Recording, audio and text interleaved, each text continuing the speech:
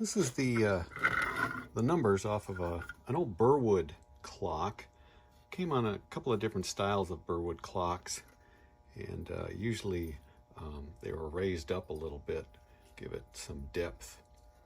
And the clock these came off of was kind of busted up, so I pulled this off it and kind of hung on to it, thinking maybe I'd come across a clock that needed one. Kind of rare thing to find.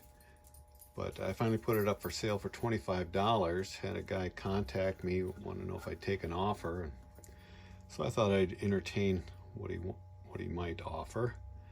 And he said he'd pay me $1 a number. Well, that wasn't going to be enough. So I ignored it, and then he got back to me, well, what would work? And I said, how about $20? And he paid that much for it.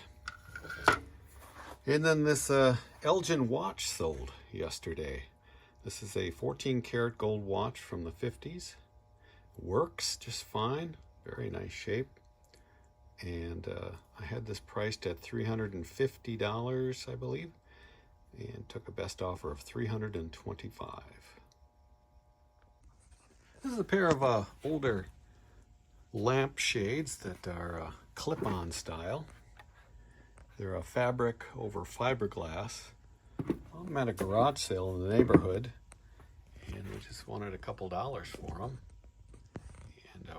And they sold really quick for 40 bucks. This is a Scott Stereo Master receiver. It's all tube from the early 60s. This is the model 350D. And I bought this along with an amplifier at a small town in Iowa. Had to make quite a drive for it, but well worth it. When they hooked it up to show me what did and didn't work, I was able to get them down to about $200 for the pair of units. This one's in excellent condition, and after I took it all apart and cleaned all the switches and took the tubes out and cleaned the sockets, it worked just fine. And I put it up for sale for $250. Had somebody a couple days ago offer me $200, and I came back with $225. And I love it when this happens. Somebody else swooped in and bought it for the full price of $250. This is a Peacemaker's quilt calendar from 1996. And I just found this in a box lot of things from an auction from years ago. And it also included these patterns, this whole bunch of patterns for quilts. And it's been up for sale for so long, I can't even remember why I priced it at $20, but that's what I got for it. This is a lot of 12, I believe they're pages out of a book, but they are of Indian maidens, Native American Indians. And I thought they were kind of cool, very colorful. There was one nude in the partially nude in the collection here. And they've been up for sale for a long time. I kind of went for a home run. I think I was asking around $80 for them. And but after a number of years, I took a $30 offer. I started packing this tin sign before my computer warmed up. This is for Bristol fishing equipment. I've had this tin sign for quite some time. It's been listed for probably 4 years or more. It just came in an auction box lot. I didn't intend to buy it, but it finally did sell for $14. This is the owner's manual for a Zenith Z590 stereo. I've restored a few of these Zenith 590s.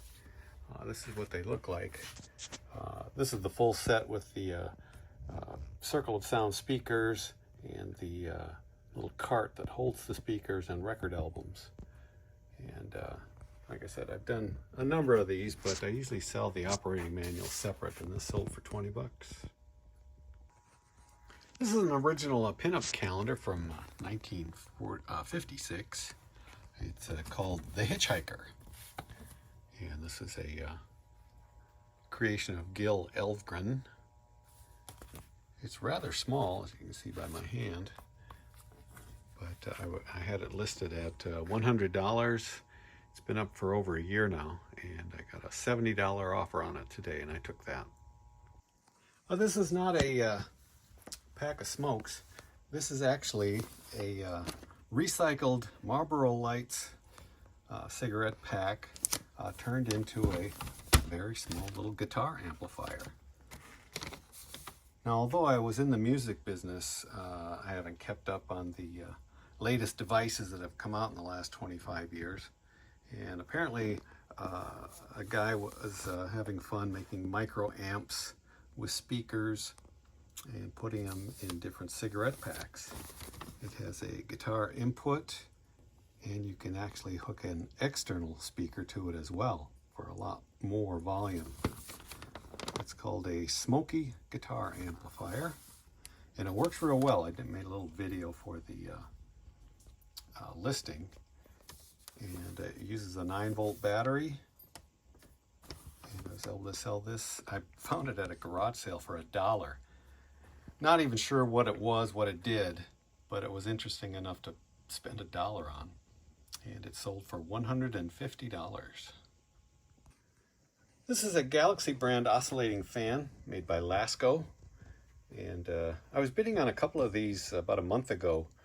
And while bidding and getting outbid, I did a little research, and they can go for a lot of money, especially the larger ones. This is a 16-inch diameter, and it has the translucent blades.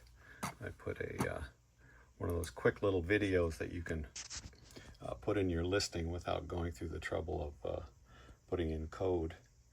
And I got a message from a guy, kind of weird. It was like a message you would get on Facebook Marketplace through eBay messages. He asked, is it still available? Well, he only had a feedback rating of 38, so I guess he's somewhat inexperienced. But in any case, it did sell in less than a week for $160. And I wrestled with how to pack it up and decided to look into taking it all apart. I'd seen some pictures of these still in the box, and this is the way they came. So I will pack it up and in pieces. Again, this fan. Oh, by the way, I got this at a garage sale because I missed out on those ones on the auction. I decided to keep my eyes open, and this was sitting up on a shelf unpriced. Didn't even know if it was for sale, and I asked, and they said, yeah, you can have it, $3. Thought that was a good deal. Again, sold for $160. This is a 70s Panasonic AM/FM portable radio. It's not anything of distinction, but it came along with another radio that I bought on an online auction. The other radio is very unique, and I probably overbid for it, but now I've made up for that with the sale of this one first. This one just needed some cleaning of the potentiometers. Yeah. With these radios, you kind of look for any damage, especially to the antenna and the little clip that holds the antenna, and also make sure it works. Online auctions, you're not able to find out if it works or not, so you just kind of gamble. But this one just had one little chip in the body right there. And it only took about a week or so, a couple weeks, I guess, to sell, and it went for $45.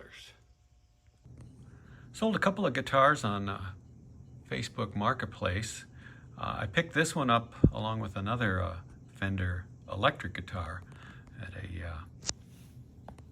garage sale just up the street from me. I got them both for $40, $20 a piece. I couldn't believe it.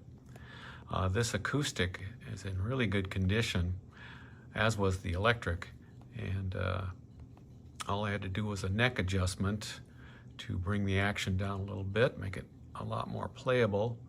And a young man came over with his mother. It's going to be his first guitar. He's 20 years old, and And so I showed him a few chords, and he bought it for $190. This Fender guitar I picked up earlier in the year.